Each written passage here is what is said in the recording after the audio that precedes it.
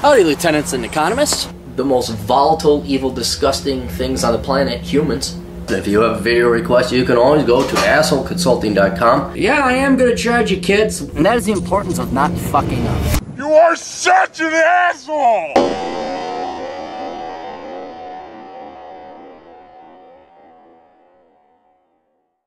Morning. Yes, it is 11:30.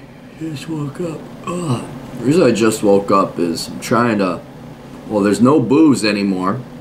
And then I also am not taking any melatonin or sleeping pills, and it's failing miserable. Just failing miserably. You need something to put you to bed at a reasonable hour, and it's not. Tried working out. Insanely, it doesn't work. That's not what we're here to talk about, are we? We're here for me to be your bitch because you gave me money. Hi, Cappy.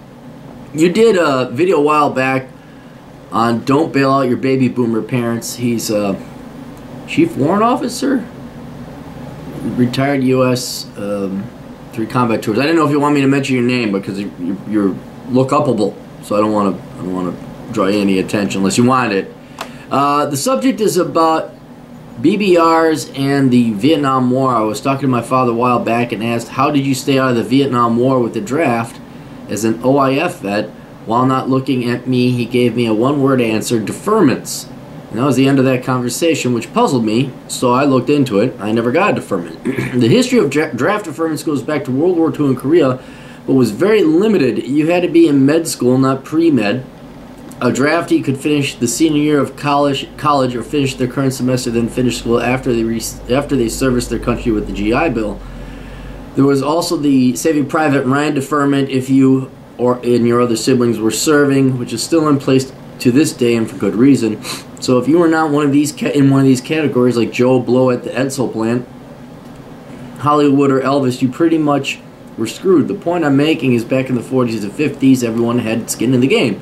Until around 1963, 1964, when then the World War II generation wanted to protect their little snowflakes. Boy, that's the truth, isn't it? Those fucking baby boomers, man. You want to talk about that. I've thought about this. The argument, there's one argument against capitalism that, as far as my old age can observe, is legitimate, and that is it spoils its participants. I've said that long ago.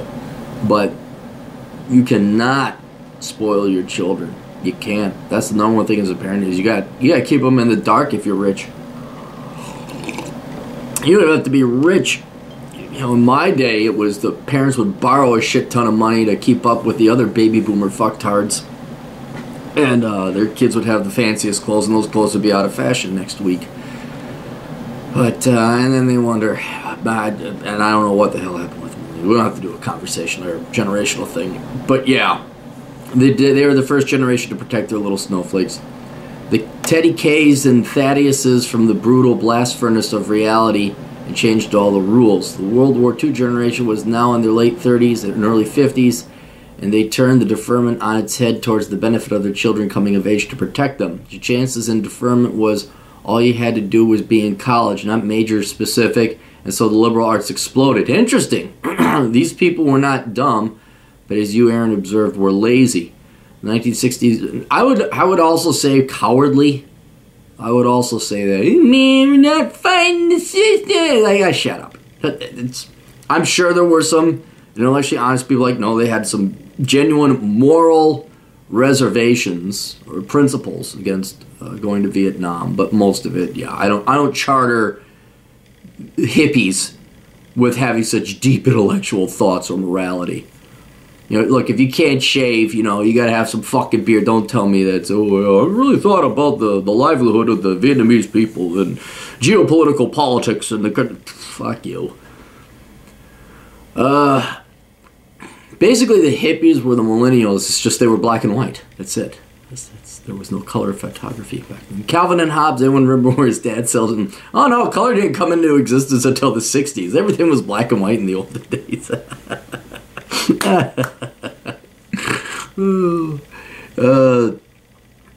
50 deferment, changes in deferment. The 60s move.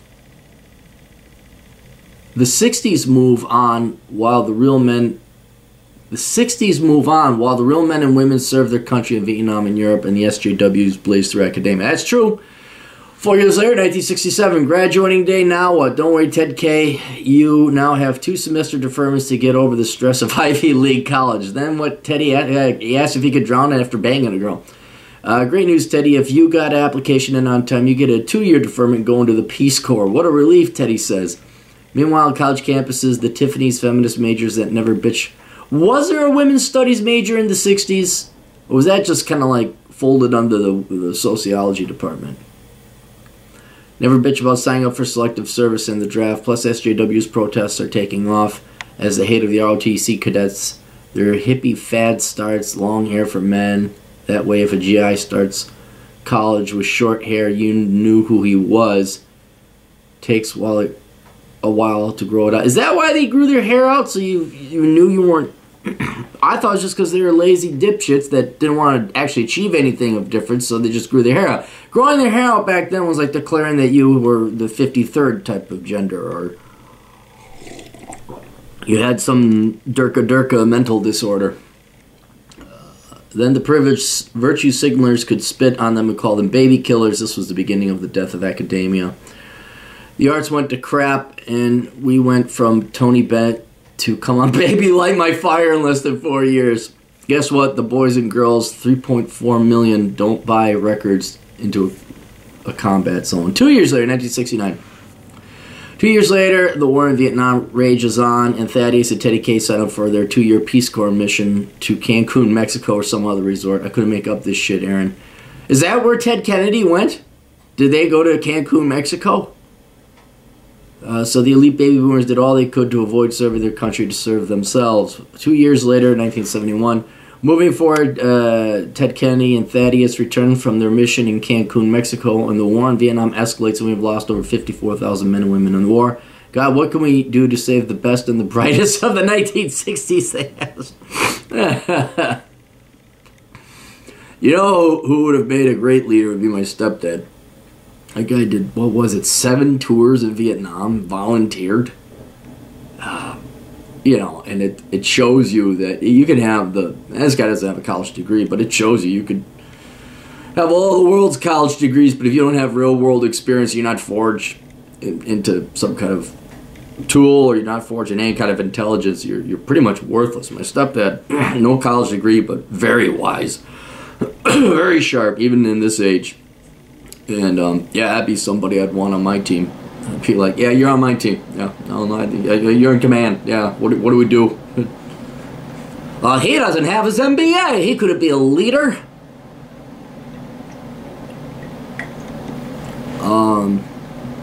Boy, are you kids lucky. All you have to do is get your doctorate or go to law school and your deferment will continue. Meanwhile, Tina and the feminist women's fanatics, SJWs, never address how they don't have to register for selective service for the draft. They want equal rights, but they don't want to give up their special right. They don't want responsibility. That's what it boils down to. Women do not want equal treatment. They want special treatment. As they always have. As everybody always. I'd love special treatment. I don't have to work. What? See, but the consequence of being spoiled is you become spoiled. You're a pussy. You're worthless. 2 years later, 73, 74, 78, President Nixon ended the draft to make all volunteer military service, and the monster BVRs they created impeach him anyway. Then President Carter pardoned the 100,000 draft dodgers that went to Canada, and the baby boomers threw them out. No shit, this is a dumpster fire generation. Yes, it is. Yes, it is. Remember, again, I don't mean to repeat myself, but I study things that are interesting. I hate to say it, the things that interest me are very germane and are at play in society's world and economy and economics, but my God, I should pull it up. I keep right down. Now I'll pull it up and then I'll never use it again. But man, the percent of baby boomers that didn't save up enough money for retirement, oh my God. Fuck you guys, man.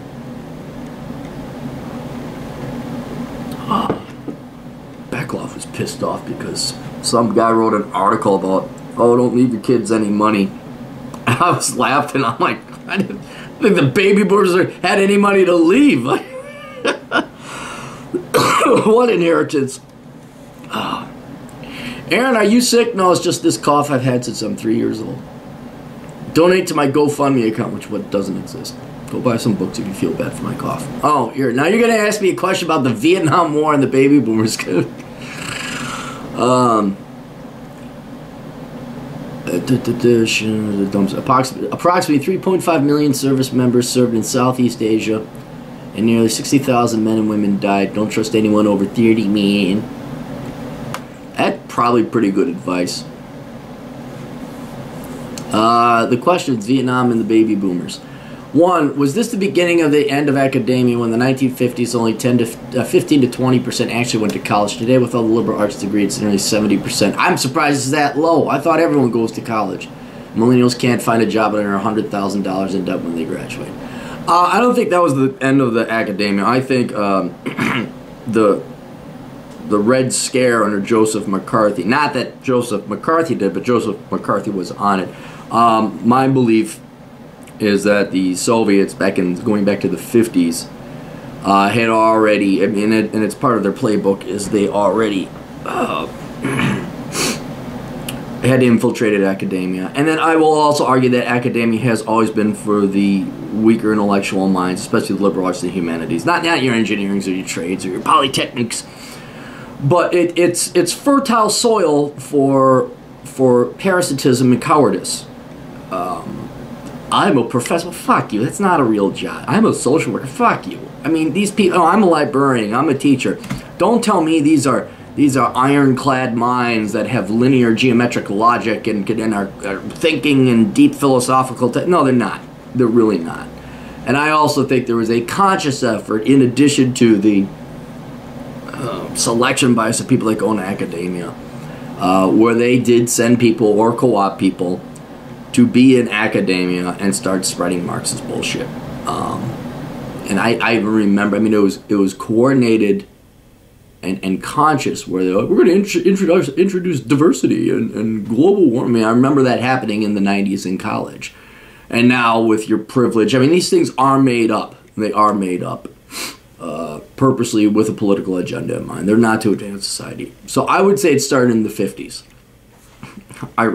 Stalin, not joking, literally saying Stalin did it. Which ironically, then he died in 53, and the Soviet Union collapsed, and now the Soviet Union, even though they started this, it's a great successful program that continues on today, but the Soviet Union doesn't exist anymore, and they're like, oh fuck, what did we create? Yeah, Putin's more of a freedom fighter than the scumbags that his former employer, the KGB, may have implanted in academia. And then I would also argue that the reason so many more people are going to college is because, now I wouldn't say the economy is growing. The economy is growing, but the technology is advancing. And we're getting an easier and easier life. We've also outsourced all of our manufacturing. Not all of it, but a significant amount of it. So now it's like, well, what do you do? Well, let's just go to college. Go to college.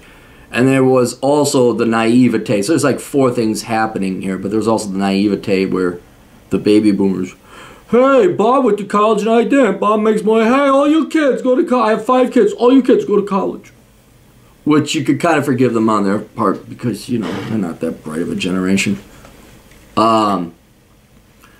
So it's a confluence of those events, but the main one, yes, it was conscious effort to, and academia lends itself to inferior minds, to weak people and parasites. That's, I'm not saying that because I hate academia. I hate academia. I'm saying it because it's also true. You're rarely going to find a real man or woman who supports himself or him or herself in academia. You'll just see people that want other people's money. They're the children with pubes of America. 2, does this explain why politics sucks so bad? Really, the people who run for office are the lamest people who you would never hire to work on a project. Baby boomers suck on ice. No, politics has always sucked this bad. You go back and look, like not Teddy Roosevelt, although him too. He came from wealth. Franklin Roosevelt. Just all these politicians would score 4 on the Clary test. They're all horrible. All politicians. You see this going back. You wanna see just how despicable humankind is and politicians are. Just go back and listen to English history. British history, which repeats itself over and over and over again. And and it's not just British history. You can listen to Chinese history, Korean history. Interesting enough, there was a podcast there. Russian history. Every history is people trying to become king or a baron or the tribe leader. Why? Because they don't want to work. They're just a bunch of lazy, no-good fucks. They don't want to work. That's all it is. And then they come up with the most spectacular of things. I'm a representative of God. I claim right to the throne because because of these rules, I'm the oldest male heir, different rules. or sometimes, fuck it, I want it. I'm killing you and doing a coup because I'm the... That's good when there's a general, like a strong man who actually serves through the ranks. That happens somewhat commonly in history where there's some worthless preppy kid who's the son of the king, and the king was really good, but the kid sucked, and then a strong man comes in and says, all right, you know what, kid, I served in enough campaigns, get the fuck out of here, I'm in command. Persian history, Darius I think it was Darius. Look at me all fucking Jeopardy, know my shit. Darius was a warrior, and then he took over the kingdom of Persia. And then his son Xerxes took over, and Xerxes was not actually that spoiled compared to the others. Xerxes did manage to hold it up a little bit, but then he was nowhere near as good as his dad. Anyway, the point is that politics sucks because it's human laziness, it's human nature combined with resources where you don't have to work. That's basic. To pursue politics, you need to have a lot of money. This is a microcosmic example, but our previous, our own stuff, Minneapolis' former mayor, Betsy Hodges. Here's a perfect example. She's my age, roughly my age, maybe a little bit older, and her entire life, if you look at Betsy Hodges' career, is avoiding work. She couldn't have done that if she didn't come from the Wayzata. Her parents were rich. Maybe not super wealthy, but they were rich. From Wayzata. It's the Winnetka or the Upper East Side of Minnesota. And you need to have... And then I get a kick out of all these political volunteers, all these political activists, all these protesters. They all think they're going to be mayor or governor or president. It's like, no, you're just the dumbass foot soldiers because you don't have rich parents. Betsy Hodges did. So it's that combination of laziness and parental wealth, that results in just the most disgusting, evil, vile things on the planet. Democrats. No, Republicans too. The Bushes, anybody? Hello? I think I'm going to run for president, Dad. You go ahead, son. You one of Bushes now. Does the next generation have to go through hell and fire of a depression and sacrifice to come out the other side to save our democracy? Oh, God, you actually... Oh, God, you didn't read Enjoy the Decline. Yes. I'll answer philosophically, then I'll answer realistically. Does the next generation have to go through hell and fire and sacrifice to come out the other side? I'll say to be strong and capable of saving the democracy and families. Yes, but that's every... Yeah. Hard times form good men. Good men create good times. Good times create weak men. Weak men create bad times. The problem with that cycle, though, is one, the use of debt. We are now coming up on 3 generations of weak men. All right, the hard times was the Great Depression and World War II. That formed good men in the form of the baby boomers. If that cycle kept up, they would have handed the money and the power of control to the baby boomers, which they did, and it did create bad times. I don't know if you guys remember the 70s, probably you don't. But then we did a little spurt there with Reagan, and then we went back to the Bushes and Clintons and all that, and there was a booming guy. But we postponed the bad times by just racking up a ton of debt. So and look at the federal government debt percent GDP. Just look at it. And certainly under Obama, I was thinking the Great Recession was going to finally teach everybody a lesson, and it didn't, because all we did is double the national debt and bailed everyone out. And now kids are just stupid, majoring in stupid crap. Trophy wives demand their McMansions, and dude bros demand their sports cars, and Everyone demands their worthless degrees, and so we're now Gen Z's coming. I mean, the millennials. Oh my God, how much borrowed money went up their asses? So they like, I have the greatest thing ever. Don't you see the $100 bills my parents shoved up my ass? I have a disorder. So now Gen Z is what, the 4th generation? I don't think they're going to come out any better. We could also talk about the world's reserve currency, which also allows us to do this, Brown, but I'm not going to bore you with that deal. I'm just saying we never fully endured the price. So I even though I loathe and detest the baby boomers, I have an equal amount of loathing and detestment for every successive generation, Gen X and the millennials. Millennials a little bit more. Just a little bit.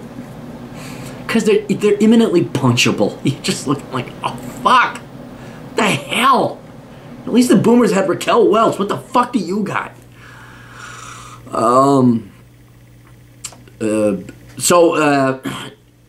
That hell and fire and depression, we keep extinguishing it with debt, and no one ever forges into steel, and so we have the lame fucktardo generations post Great Generation after, and then there's no saving our democracy or family. There isn't. In part, I won't lie, I am for women's suffrage, but I'm for a different type of idealistic suffrage. You would have to pay taxes. You cannot collect a government check and vote. So I do not. Everyone's like, should this group of people vote? Should that group of people? No, it's not groups of people. It's like, did you pay taxes? But ever since we gave women the right to vote, they just couldn't vote in more government. They just can't help themselves. Like, we need more government. I know you hadn't fought against it for the past 5,000 years of Western civilization, but we know better because I took a class when I was 17. I'm sorry, it's your money. Here, Dad, give me money. Hubby, give me money. There. Oh, I feel so good. I feel so good because I did a good thing. I'm a virtue signaler. So with women's right to vote, they've thrown. It's going to be now a social democracy, inevitably slouching towards communism and socialism. That's inevitably what it's going to be. Also, women have voted in to replace men with the state. You don't get a husband, you get a government check now. You don't need to be there's no shame. You're heroic to be a single mother. Broken families are fine. You don't need, you get in vitro, get test tube babies. Men are completely not needed in society. There is no family. There's no nuclear. What percent of nuclear families anymore nowadays? What is that, a third? That is long gone, and that's a psychological